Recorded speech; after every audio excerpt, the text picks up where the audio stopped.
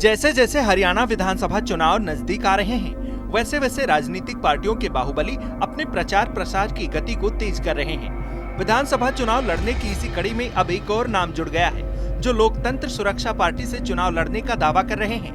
हम बात कर रहे हैं राहुल किरोड़ीवाल की, जिनका कहना है कि अगर राई हलके की जनता उन्हें अपना आशीर्वाद देती है तो वो जनहित के कार्यों के साथ साथ रोजगार गारंटी जैसे कार्यों को बखूबी अंजाम देंगे। श्रेष्ठ भारत लगातार ऐसे विधानसभा उम्मीदवारों को जनता के सामने लाने की पहल कर रहा है, जिससे चुनावी सर्वे किया जा सके।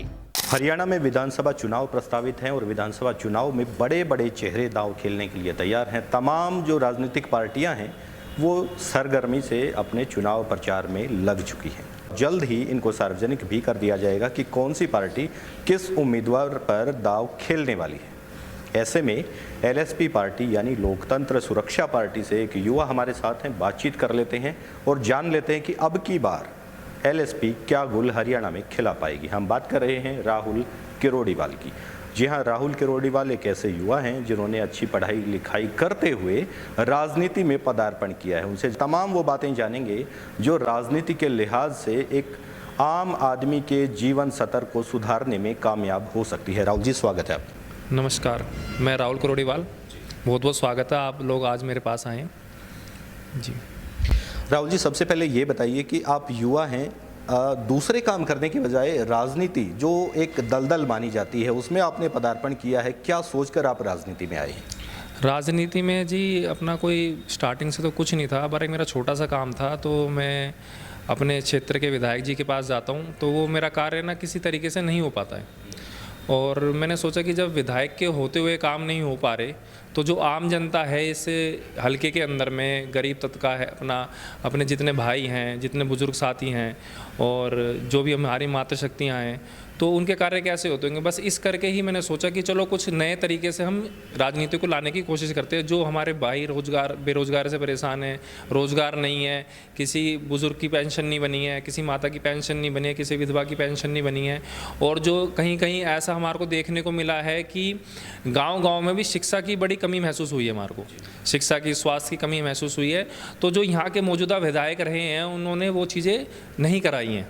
तो अपनी कोशिश यही रहेगी जी, इस एरिया में गांव जा कर के स्वास्थ्य सुविधाएं और शिक्षा की सुविधाएं अच्छी उपलब्ध कराई जाएं।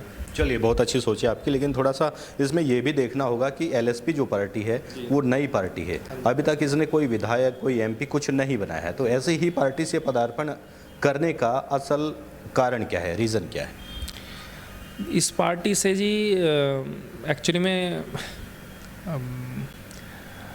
पार्टी का तो देखो अभी तो कहीं जानाधार नहीं है, वो तो मुझे भी पता है। लेकिन और पार्टियों के अंदर में वैसे भी काफ़ी सारे और मतलब कार्यकर्ता जुड़े हुए हैं। तो अगर मैं भी उनकी तरह अगर उस जैसे बीजेपी सरकार में या कांग्रेस सरकार में जाने की कोशिश करता तो मुझे भी बड़ा मुश्किल होता कि अपने आप को रख पाना। तो इस वजह से आपने एलएसपी को चुना। हाँ जी। जो दूसरी पार्टियां हैं जैसे बीजेपी है और कांग्रेस है, इनके जो कार्यकर्ता हैं उनमें अलग तरह का जोश दिखाई देता है। क्या एलएसपी के कार्यकर्ता में दूसरी पार्टी के कार्यकर्ताओं की तरह जोश भरा हुआ है? हाँ जी, बिल्कुल बिल्कुल। लोकतंत्र सुरक्षा पार्टी के जितने भी कार्यकर्ता हैं जब से मेरे से जुड़े हैं और कुछ पिछले साल से भी जो पार्टी से या 2016 से पार्टी से जुड़े हुए हैं, उन लोगों का पूर्ण समर्थन है मेरे को। और वो हर तरीके से संभव प्रयास कर रहे हैं और नया जोश है उनमें।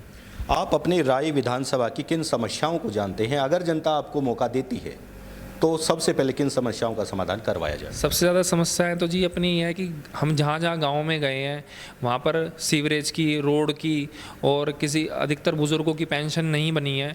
और बच्चों के स्वास्थ्य की भी काफ़ी समस्याएं हैं। गांव में बच्चों को रोज़गार नहीं है। जो मौजूदा सरकार के होते हुए भी लोगों को रोज़गार नहीं मिल पाया। तो हर घर रोज़गार लाने का हमारा पूर्ण वो रहेगा, आश्वासन रहेगा। मोहनलाल बडोली यहाँ से विधायक थे और उन्होंने अपने विधायक रहते हुए 5 साल में आपकी विधानसभा में आपके हिसाब से ऐसे कौन से कामों की कमी छोड़ दी जो आपको राजनीति में आना पड़ा? जी, जैसे उन्होंने कहा था कि भाई हर घर रोज़गार मिलेगा और भाई मैं जो भी किसी का कार्य रहेगा मैं पूर्ण रूप से करने की कोशिश करूँगा। जैसे कोई हमारे युवा साथी गए या हमारे कोई बुज़ुर्ग साथी गए तो उनके कार्य नहीं हुए हैं, तो जिस करके मेरे को इस लाइन में आना पड़ा। आपकी एलएसपी पार्टी का मैनिफेस्टो क्या है? किन मुद्दों के आधार पर आप चुनाव लड़ेंगे और जनता आपको वोट क्यों देगी? जनता जी, हमारे मेन मोटिव तो यही है जी, हर घर रोज़गार हर घर वो 500 रुपये में सिलेंडर कराएंगे और 99 गज के PPL परिवारों को प्लॉट दिए जाएंगे। तो जो मैनिफेस्टो आपकी पार्टी ने तैयार किया है, ये आम आदमी पार्टी का और कांग्रेस का मिला जुला मैनिफेस्टो है, इसमें आपका क्या है? हमारे में जी ये है कि हम अपनी तरफ से पूर्ण आश्वासन देंगे कि भाई हर घर रोजगार आपको मिले। चलिए, ये भी अच्छी बात है। युवाओं के लिए आपने सोचा, मूलभूत सुविधाओं को जागृत करने के लिए आपने सोचा।